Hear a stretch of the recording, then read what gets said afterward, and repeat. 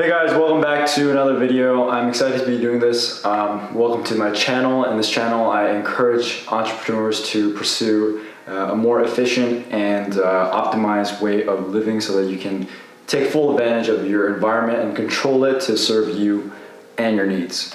So this is the 10th strategy in my guidebook that I've just released. You can check out my guidebook down below. It's in the links.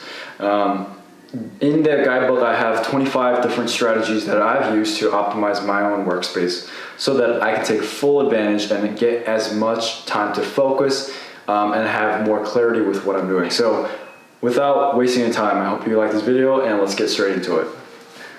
Tackle similar activities. So one of the fastest way that you can actually make your schedule and make your space work for you is to batch all similar activities together. What I mean by that is when you have a specific room and you're doing certain activities, you want to be in that room until you've completed all the activities that are similar in nature. So, like I said, with one space and time, your physical body can't be at two places in the same time. So you have to know exactly what you'll be doing in that time, and to determine what are the things that will be together and lump sum them together into one space and time. How do you do this? All right, so if you have a calendar like me, you have Google Calendar or even Apple Calendar, you just pretty much create a batch of time and events, and within that event, you're going to put all the activities that align to that specific purpose. Now, this is some of the examples that I've written in the guidebook, so you can check that out. But to go more into detail, so content, right? If you're watching this, this is what I do. This is how I create content. I produce content. But what goes into creating content is more than just speaking in front of the camera. I have to plan this out. I have to write down on the whiteboard. I have to edit it after and then publish it. So all these things go under one umbrella, content.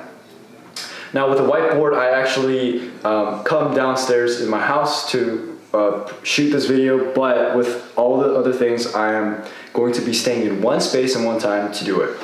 And that's the key, is to really save and maximize the space and time that you have.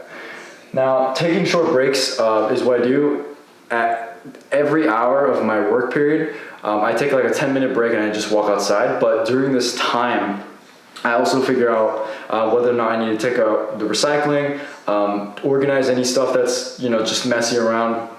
And I forgot to do it the day before, the weekend. I also take my water break, so during this time I would go get a bottle of water and finish it before my next work hour begins. Eating all meals, so this is something that I do.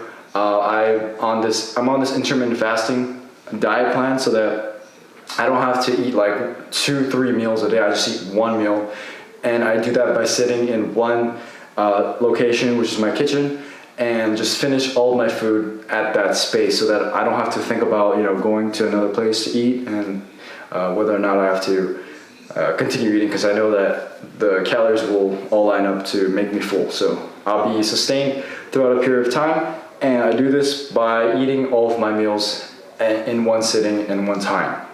So those are some of the examples. When you go into creating these events, at first, you're not going to know how long they're going to take, and so I highly encourage you to have like a manual timer, or maybe your phone.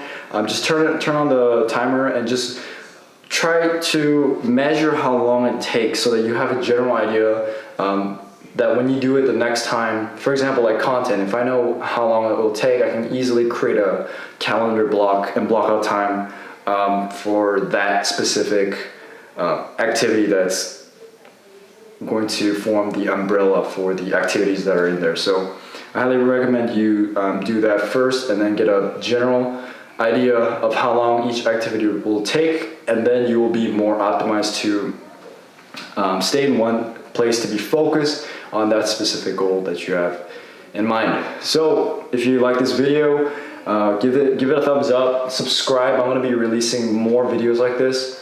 But like I said before, go and check out the guidebook first before you watch any of my videos. I've put a lot of content and value in it, so you should be able to optimize your workspace as fast as possible after reading it. But if you have any questions, like I said, I'm here releasing these videos for you guys so you can learn more about how you can take your productivity and focus to the next level. So I hope you guys liked it, and I will see you in the next video.